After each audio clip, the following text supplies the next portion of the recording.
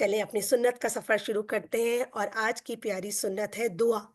کیونکہ رمضان کا مہینہ صرف قرآن کا مہینہ ہے، روزوں کا مہینہ ہے، پر according to majority of scholars اور اس سے بھی ثابت ہوتا ہے کہ یہ دعا کا مہینہ ہے۔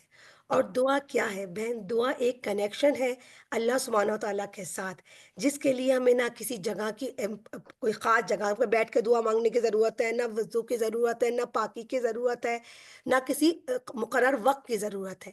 دعا وہ ہتھیار ہے مومن کا جس کے ذریعے انسان کی تقدیریں بدل جاتی ہیں۔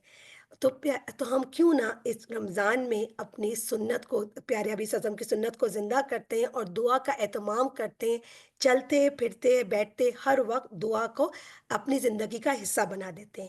حدیث شریف کا مفہوم ہے کہ دعا نازل شدہ آفات اور جو ابھی نہیں نازل ہوئی سب کے لیے نفع بخش ہے، لہٰذا اے اللہ کے بندو دعا ضرور کرنا معنی کیا کرو۔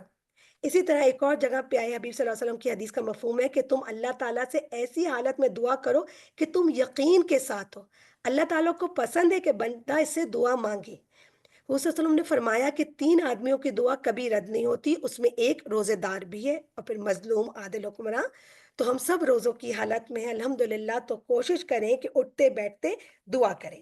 اسی طرح بظاہر ہم دعا کرتے ہیں اور اپنے لیے چیزیں مانگتے ہیں، تو ایک طرف ہماری ضرورتیں بھی پوری ہو رہی ہیں اور ساتھ ساتھ عبادت کا بھی ثواب مل رہا ہے۔ تو آپ سوچیں کتنا پیارا ہمارا دین ہے، کتنے پیارے ہمارے رب اللہ سبحانہ و تعالیٰ ہیں کہ جو انہوں نے ہمیں ہر موقع ہر گھڑی ایسی دی ہے کہ ہمیں بظاہر ہمیں لگ رہا ہے کہ ہم اپنے لیے کام کر رہے ہیں پر اس میں ثواب کا ذریعہ ہے۔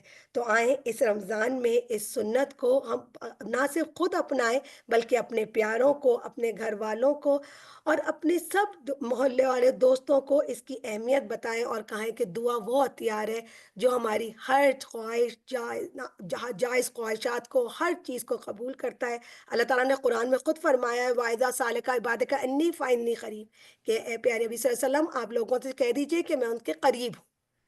تو جب اللہ رب العزت اتنا قریب ہے تو ہمیں کہیں اور جانے کی کیا ضرورت ہے؟ چلے آج اس کو اپناتے ہیں اور نہ صرف آج بلکہ اپنی زندگی کا حصہ بناتے ہیں۔ السلام علیکم ورحمۃ اللہ وبرکاتہ۔